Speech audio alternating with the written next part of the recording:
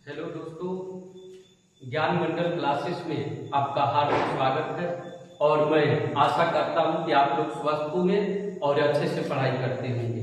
तो आज का जो टॉपिक है वो रासायनिक समीकरण है, जो क्लास 9, 10, 11, 12 सब में है।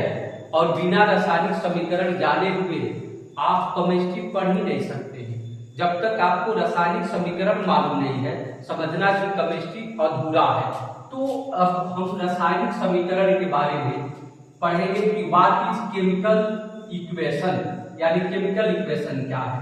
तो यहाँ पर लिखेंगे क्या बाबू कि रासायनिक समीकरण, रासायनिक समीकरण, समीकरण रासायनिक अभिक्रिया का, रासायनिक अभिक्रिया का, रासायनिक अभिक्रिया का संक्षिप्त रूप है। रासायनिक अभिक्रिया का क्या बाबू? संक्षिप्त रूप है। बस इतना ही समझना है। रासायनिक समीकरण रासायनिक अभिक्रिया का संक्षिप्त रूप है।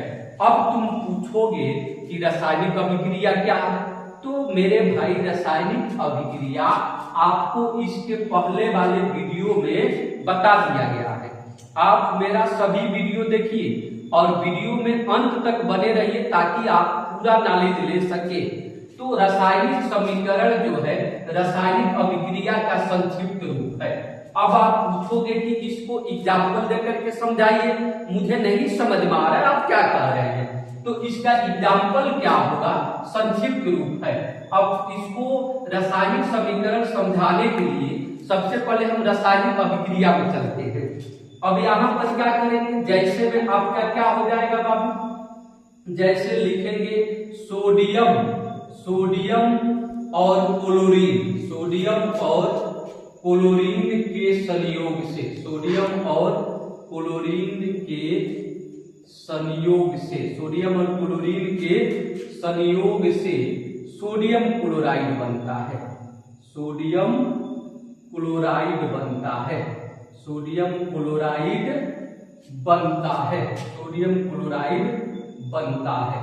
तो ऊपर वाला जो एग्जाम्पल में है, एज में पहला नंबर सोडियम और क्लोरीन के संयोग से सोडियम क्लोराइड बनता है। ओके बाबू। अब जो स्टेटमेंट है हमारा, स्टेटमेंट क्या है बाबू?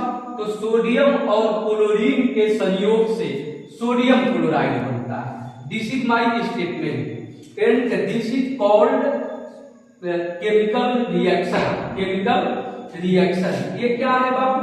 रासायनिक अभिक्रिया है, रासायनिक अभिक्रिया है, रासायनिक अभिक्रिया है। ये क्या है मेरे भाई? तो रासायनिक अभिक्रिया है। अब तुम पूछोगे कैसे रासायनिक अभिक्रिया है? तो रासायनिक अभिक्रिया में केवल स्टेटमेंट देते हैं। जैसे में यहाँ पर लिखा गया है कि सोडियम और क्लोरीन के संयोग से, किससे बाबू? तो सोडियम और क्लोरीन के संयोग से सोडियम क्लोराइड बनता है। समझ में आया कि नहीं? अब इसको रासायनिक समीकरण में हमको बदलना है। किसमें बदलना है बाबू? रासायनिक समीकरण में बदलना है। तो जब रासायनिक समीकरण में बदलेंगे तो सोडियम के लिए संकेत क्या लिखेंगे? Na लिखेंगे। क्लोरीन के और है तो बीच में क्या करेंगे? प्लस करेंगे। और रहेगा तो बीच में प्लस करना है। और क्लोरीन के लिए क्या लिखेंगे? Cl2 लिखेंगे। अब संयोग से सोडियम क्लोराइड, तो तीर चिन्ह क्या बाबू? NaCl, यानी सोडियम क्लोराइड हो गया। अब यह आपका क्या हो गया? तो रासायनिक समीकरण हो गया, रासायनिक समीकरण। अब तुम पूछोगे ना कि यह जो रासायनिक समीकरण है ये कैसे हो जा रहा है, मतलब कैसे लिख रहे हैं इसको? अरे बाबू, सोडियम का संकेत क्या होता है? Na होता है। क्लोरीन का संकेत Cl होता है। अब निर्माण क्या हो गया? सोडियम क्लोराइड हो गया। अब तुम पूछोगे कि क्लोरीन का संकेत Cl होता है तो आप Cl2 क्यों लिख रहे हैं? यानी बहुत अच्छा क्वेश्चन बाबू कि Cl2 क्यों लिख रहे हैं? जितना अधातु होता है, अधातु के अणु का प्रयोग किया जाता है। और अधातु का अणु का प्रयोग करने का मतलब कि अधातु सहसंयोजक बंधन से बंधा रहता है, तो सहसंयोजक बंधन से जो बंधा रहता है अणु न, उसका प्रयोग करते हैं, यानी उसका जो है अधातु के अस्थायी रूप का प्रयोग करते हैं। किस रूप का प्रयोग करते हैं बाबू? अस्थायी रूप का। तो क्लोरीन क्लोरीन, दो क्लोरीन मिलकर क्लोरीन के अणु का निर्माण कर दिया। तो अधातु के लिए हमेशा अणु का प्रयोग करते हैं, और धातु के लिए किसका प्रयोग करते हैं बाबू? परमाणु का प्रयोग करते हैं।